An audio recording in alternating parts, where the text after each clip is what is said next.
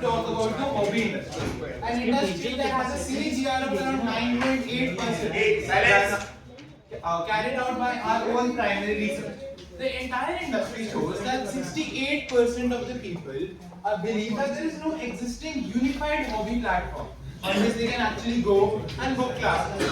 And still 71% of people want such a platform as it eases the process, it unifies the process. And I want it. Let's look at three consumer personas. The first person, Ishan Awasthi, a small student who just wants to play, who wants to enjoy his hobbies, who wants to go for summer camps and just enjoy his time out there.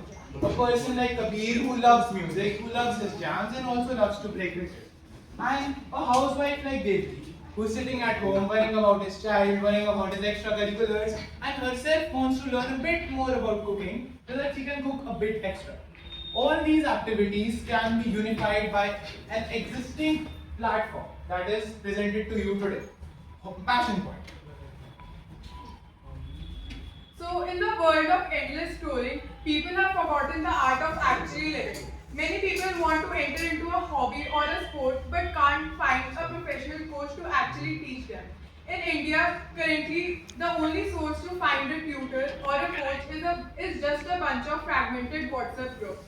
So, to solve this problem, we have built an app called Passion Fruit. As you can see in the UI, Passion Point is a unified booking app which helps you book any appointment for the sport that you want. To enhance the model, we have integrated C2C interaction because we all know that being consistent with a sport or a hobby is easier if you have the right peer group with you.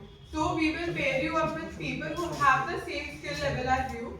Second, we have live scores and portfolios. We are basically aiming to gamify the whole process so that people can actually see the progress that they are making in the sport that they are engaging in. And lastly, certified coaching. We are trying to bridge the gap. We are trying to bridge the trust gap. So for that, we are bringing in certified coaches. And now we move on to the operations of the project. So, next slide. So this slide explains how Passion Point operates and generates revenue. On one side, we have customers who can book coaching sessions, activities, and even end gear through our platform. They can also match with new players, participate in competitions, and track their own performance. On other side, we have vendors and venues who can list their sports and activities on our platform. We will help them increase their visibility, fill empty slots, and host competitions at premium rates. Our main revenue streams include commission earned from bookings, revenue from premium subscription plans, and fee charged for hosting competitions and event bookings. To acquire customers, we will focus on metro-targeted SEO, social media marketing, referrals, and event-based promotions. And for vendors, we will begin by offering them higher initial commission plans, flexible subscription, and digital support tools like auto-scheduling and analytics.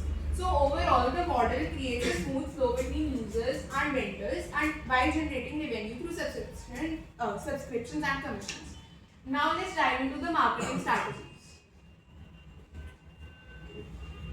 So the marketing strategies will be from various channels like digital, partnership, and events.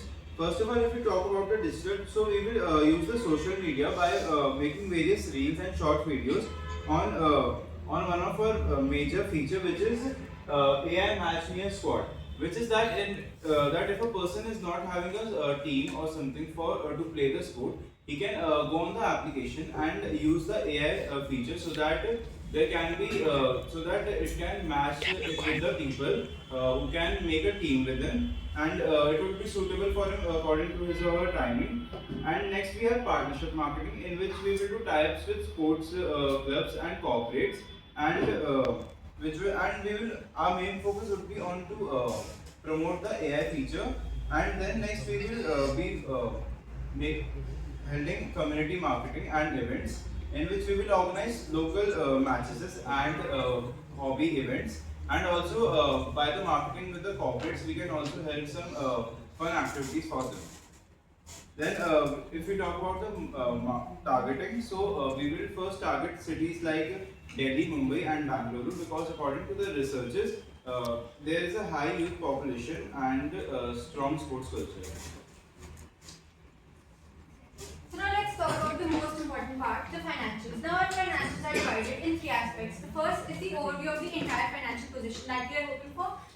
company cost and revenue drivers in detail.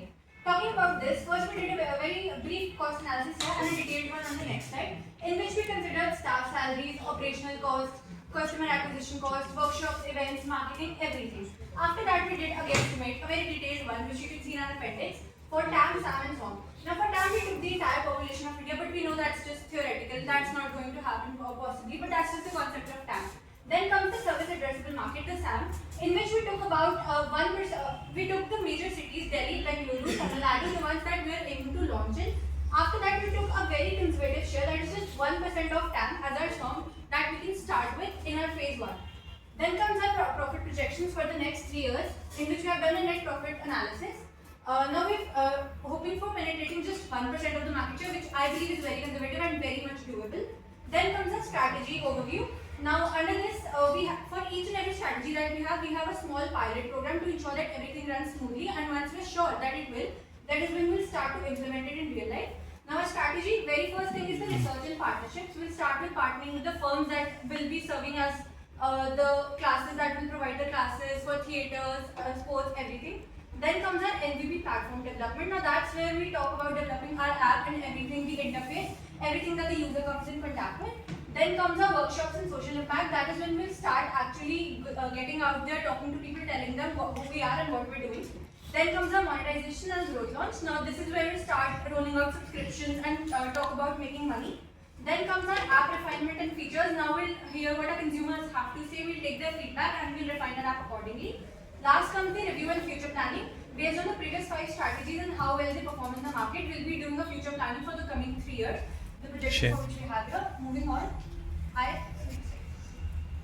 Now here we have a detailed cost breakdown, wherein we have talked about a fixed cost, operating costs under different headers, as you can see. We have tried to cover everything that we could think of, which brings our total fixed cost to 8.5 lakhs and total operating cost to 15,85,000. Moving on. Now we have a detailed analysis of what exactly the cost and revenue will be, and the very backing for the 3-year projections that we did 2 slides before. Now here we have our estimated revenues for the coming 3 years, operating costs, contribution margins, customer acquisition costs, a very conservative tax figure of 20%, and final contribution of margin. Moving on, we'll talk about the risk mitigation. Okay, so now let me address how we will be proactively managing risk before we scale up. So every startup faces some challenges. Here we have identified 5 major challenges that we might face and how we are going to mitigate those. So starting with vendor onboarding delays. So small sport coaches and studios may struggle with onboarding and digital adoption. For this, we will give them hands-on training and dedicate vendor support teams so that we make technology accessible and not intimidating. Next, we have a low initial user adoption. Here, new platforms usually face a cold start problem. So our strategy is to target metro cities first. We will provide them with free trial periods and referral incentives. In our surveys, it showed more than 70% intent. So the problem would just be to reduce the friction, which we will be doing by offering them incentives. Third is tech and operational failures. So bugs, payment gateway issues, scheduling mismatch could disrupt trust completely. So what we will be doing is we will ensure that there is robust quality assurance, backup servers and strong customer support with periodic audits to ensure reliability. Fourth, we have financial sustainability risk. So early stage cash flow is very critical, and for this we will be maintaining lean operations, ensure that we secure angel funding and diversify revenue not just through events and apps but also through commission, not just through commission but also through events and apps. Lastly, we have social impact execution challenge. So NGO partnerships can be a bit tough. We are building long-term collaboration with NGOs, and we have allocated CSR funds and tracking impact metrics to ensure transparency. Let's just go to the appendix.